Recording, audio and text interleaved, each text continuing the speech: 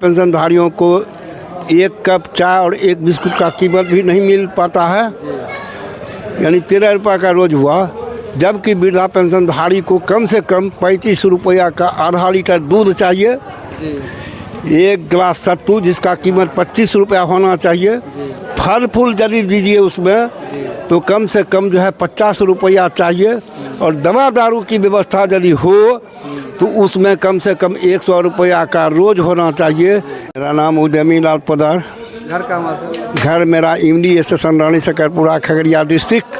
वृद्धा पेंशन मिलता है आपको? वृद्धा पेंशन मिलता है, कितना मिलता है? सिर्फ मात्र 400 रुपया, और 400 रुपया से क्या होने जाने को है। हमने अनेकों बार इसके संबंध में धरना प्रदर्शन किया। कहाँ पर किया आपने? हमने खगड़िया में किया, और 30 जनवरी को मैंने इमली स्टेशन पर भी किया था, यही 30 जनवरी को, लेकिन इसका सुनने वाला कोई नहीं है। अब बताइए कि 400 रुपया इजिकल टू मैंने 13 रुपया का रोज़ होता है, जो वृद्धा पेंशनधारियों को एक कप चाय और एक बिस्कुट का कीमत भी नहीं मिल पाता है, यानी 13 रुपये का रोज़ हुआ।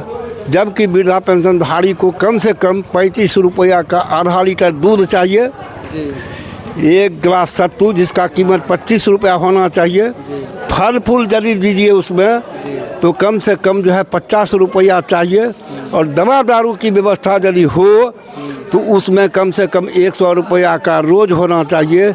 इसलिए मैं बिहार सरकार माननीय नीतीश कुमार से मांग करता हूं कि बिहार के पेंशनधारियों को, वृद्ध पेंशनधारियों को कम से कम 6000 रुपया केरल की तरह,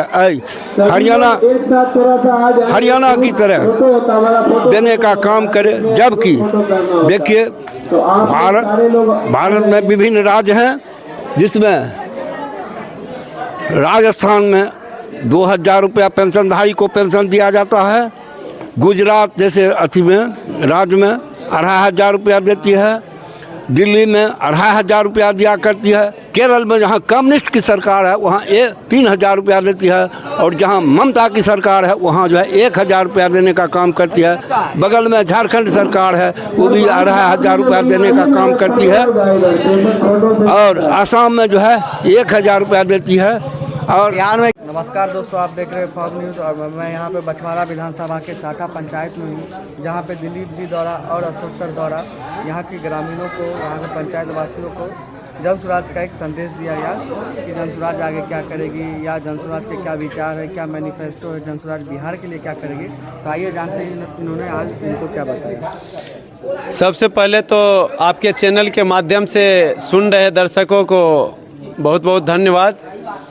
और अभी आपने यहाँ पे देखा, जो जितने ग्रामीण बैठे थे उन्होंने अपना अपना दर्द बयां किया। आज तक की जो राजनीतिक पार्टियां रही है, सिवाय वोट लेने के लिए, उनका विकास के लिए कुछ भी काम नहीं किया। कुछ भी बोले तो जो काम होना चाहिए वो नहीं किया। हाँ, दूसरा तरफ काम किया, बड़ा बड़ा ब्रिज बना दिया, बड़ा बड़ा पुल बना दिया, बड़ा बड़ा रोड बना दिया, तो उससे हमारा विकास थोड़ी होगा। हमारे 3 टाइम खाने का व्यवस्था कैसे हो भैया, वो विकास कहलाएगा। हमारे बच्चे अच्छे स्कूल में कैसे पढ़ेंगे, वो विकास कहलाएगा। हमारे गांव में एक अच्छा चिकित्सा व्यवस्था हो, जो 12 बजे रात में भी लोग बीमार हों तो उनका निःशुल्क अच्छा इलाज हो जाए गाँव में ही, तो ये व्यवस्था होना चाहिए। ऐसा तो कुछ दिख नहीं रहा ज़मीन।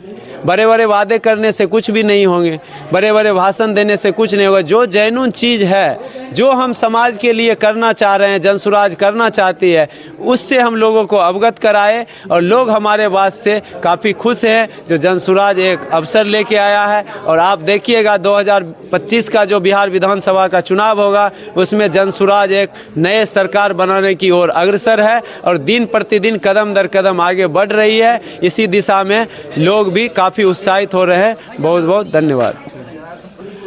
मेरा नाम अशोक कुमार चौधरी है, और मैं रशीदपुर ग्राम का रहने वाला हूं, और जन स्वराज पार्टी से बहुत अच्छी तरह से रिलेटेड हूं। और जब प्रशांत किशोर जी हार्वर्ड यूनिवर्सिटी में बॉस्टन में गए हुए थे मीटिंग में, तो मैं उस मीटिंग में भी था। उनसे प्रभावित होकर मैं अपनी नौकरी छोड़ के यहाँ पर पब्लिक की सेवा के लिए आया हुआ हूँ, क्योंकि उनके जो 5 मुद्दे हैं, शिक्षा, स्वास्थ्य, उद्योग, कृषि, और उद्योग को बढ़ाने के लिए ऋण देने 4% ऋण देने की जो व्यवस्था हो रही है, इन चीज़ों को यदि ध्यान में रखा जाएगा तो हमारे बिहार की उन्नति अवश्य निश्चित है और नए बिहार बनाने में हम लोग आगे का मुहिम चालू रखेंगे और इस बार पूरी बहुमत के साथ हम लोग जीतेंगे। यही मेरी शुभकामना है। अच्छा, जनसुराज को अगर कोई वोट दे तो क्यों दे? अन्य पार्टियां की जो कोर वोटर है जनसुराज की तरफ क्यों मुड़े?